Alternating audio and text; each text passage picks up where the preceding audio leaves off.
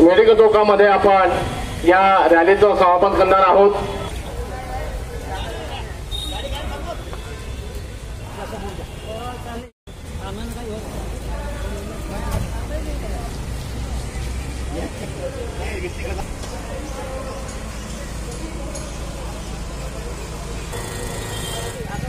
अरुण गाढे यांच्या नेतृत्वामध्ये संविधान तू ते आरक्षण बचाव महारॅलीतून आपल्याला मालूमच आहे की या रॅलीमध्ये मोठ्या संख्येने मध्ये इथे लोकांचं जनावर होतं।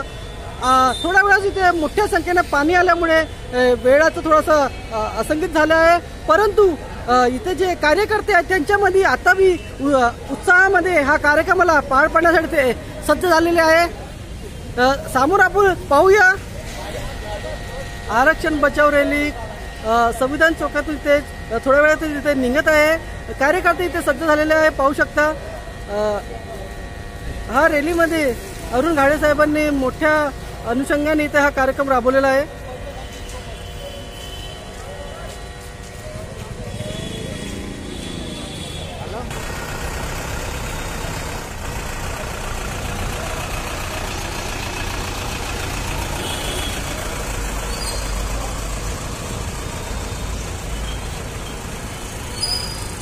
देशामध्ये 85% समाज हा वंचित आहे आणि 3% समाज 15% समाज हा सदन आहे, तरी त्यांना 10% आरक्षण मिळालेलं आहे। 3% 10% आरक्षण आणि जे 50% आहेत 52% आहेत त्यांना 19% 27% आरक्षण आहे बंधूंनो।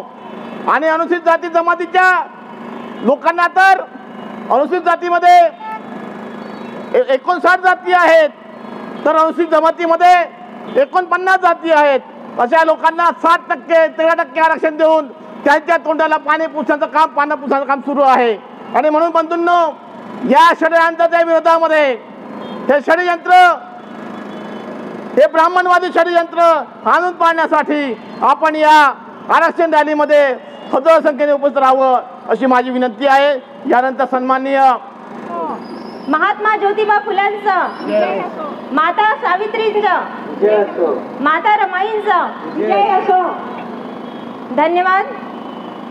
आज आम्ही ह्या रॅलीचा शुभारंभ सकाळी संविधान चौकापासून सकाळी 10 वाजतापासून केलेला आहे।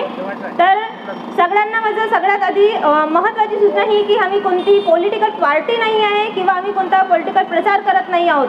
तर हे सगळ्या सामाजिक संघटना एकत्र येऊन आम्ही याच्या विरोधात ही रॅली काढलेली आहे की जे 1 ऑगस्टचा जो सुप्रीम कोर्टाचा निर्णय आहे, जातींमध्ये जे वर्गीकरण करण्यात आलं आहे त्याच्या विरोधात ही रॅली आम्ही काढली आहे। आणि यामध्ये कोणतीही एक संघटना नाही, तर आम्ही यामध्ये SC ST OBC आदिवासी समाज गोंडगोवारी सगळ्या जातींनी एकत्र येऊन ही रॅली काढलेली आहे। कारण की आम्हाला सरकारला दाखवायचं आहे, वेगवेगळ्या प्रकारे प्रयत्न केले पण त्यांचे एकही प्रयत्न सक्सेस झाले नाही। तेव्हा त्यांच्या लक्षात आलं की आम्ही बाहेरून यांना तोडू शकत नाही किंवा यांच्या आम्ही काही बिघडवू शकत नाही। मग त्यावेळी एकच उपाय असतं की त्यांच्या घरामध्ये शिरून त्यांच्या घरामध्ये फुटाफूट निर्माण करायची आणि यांना घरातून कमजोर करायचं। तेव्हा कुठे आम्ही यांना हरवू शकू आणि यांच्यावर प्रभुत्व करू शकू। हे त्यांनी एक आमची विकनेस बघितली, कारण आधीच आपले लोक खूप अजूनही त्यांच्या बरोबरीने आलेले नाही, अजूनही आम्ही खूप मागासलेले आहोत। आपला समाज शिक्षित झाला, संघटित तर नाही झाला आहे, शिक्षित झाला, चांगल्या पोस्टिंगवर गेला, पण पूर्ण समाज नाही आला। आपला बहुतांश प्रवर्ग अजूनही मागे आहे आणि त्यामुळे अशिक्षित राहिल्यामुळे कुणी थोडंसं प्रलोभन दिलं किंवा सांत्वना दाखवली की आपला समाज लवकर भावुक होतो, त्यांना हे चांगल्यानं माहिती आहे। तर त्यांनी बघितलं आहे की आपण यांना काहीतरी लालच दाखवायची, म्हणजे एका पर्टिक्युलर भागाला एक आरक्षण आमच्यातूनच काढून द्यायचा, जेणेकरून ते त्यांच्याकडे धाव घेतील की सरकार आमच्याकरता काहीतरी करत आहे, आपला समाज नाही करत आहे, पण ही सरकार आम्हाला काहीतरी मिळवून देत आहे, म्हणून त्यांना ह्या गोष्टीचा आनंद होऊन हे त्यांच्याकडे जाईल। त्याच्या मागे कारण होतं की नुकताच लोकसभेमध्ये त्यांच्या लक्षात आलं होतं की आपण कुठेतरी मागे पडत आहोत, काहीतरी आपल्याला नवीन असं उपक्रम काढावा लागेल की ज्यामुळे यांच्यामध्ये फुटाफूट होईल आणि यांच्यातला काही वर्ग हा आपल्याकडे ते आपल्या स्वार्थासाठीच काळ नको पण आपल्याकडे येईल। तर त्यांना हा एक खूप मोठा एक उपाय मिळाला की ह्या पद्धतीने आपण यांना तोडू शकतो, जाती जातीमध्ये वर्गीकरण करून यांना आपण यांच्यात भांडणं लावू शकतो. आपसामध्ये भांडणं लावले की हे मग याच्यातले वोटिंग आपल्याला मिळतील, हा एक त्यांना एक संधी दिसली आणि हे त्याचाच फायदा घेत आहे. पण माझं एक आव्हान आहे आपल्या जनतेला की तुम्ही आता तरी समजा, यांची चाल समजा. तुम्ही थोडं जे चालू आहे, वातावरण चालू आहे, राजकीय वातावरण चालू आहे, जो खेळ चालू आहे त्याला समजण्याचा प्रयत्न करा की हे आपल्या लाभाचं काहीच नाही आहे. हे एक खोटारड आहे, पडद्यामागची साजिश काही वेगळी आहे आणि आपल्याला दाखवण्यात काही वेगळं येत आहे. ही वेळ आली आहे तुम्ही रस्त्यावर येण्याची. जर तुम्ही आताही घरामध्ये लपून बसले, आताही बाहेर आले नाही, तर नंतर तुम्ही काही करू शकणार नाही. कारण वेळ गेल्यानंतर ते म्हणतात ना की साप गेल्यानंतर लाठी मारून काय मतलब, नंतर ती सापाला लागणार नाहीये. म्हणून जेव्हा तुमच्या समोर साप आहे तेव्हा लाठी मारा. जर एकदा तुमचं हे चुनाव निघून गेला, परत सरकार आली, तर परत तुम्ही काही करू शकणार नाही. कारण यांना कोणताही निर्णय बदलवायला किंवा बनवायला एक रात्र काफी असते. त्यांना खूप असे निर्णय घ्यावे लागत नाही किंवा कुणाच्या संमतीची गरज नसते. म्हणून जनतेला माझं आव्हान आहे की तुम्ही आता तरी रस्त्यावर या रॅलीचं समर्थन करा. आम्ही ही रॅली फक्त आपल्यापुरती नाही करत आहोत, हे आपल्या संपूर्ण समाजाकरता आहे, आपल्या SC ST OBC सगळ्या प्रवर्गाकरता आहे की ह्या आंधळेपणातून बाहेर निघा आणि रस्त्यावर याचा विरोध करा.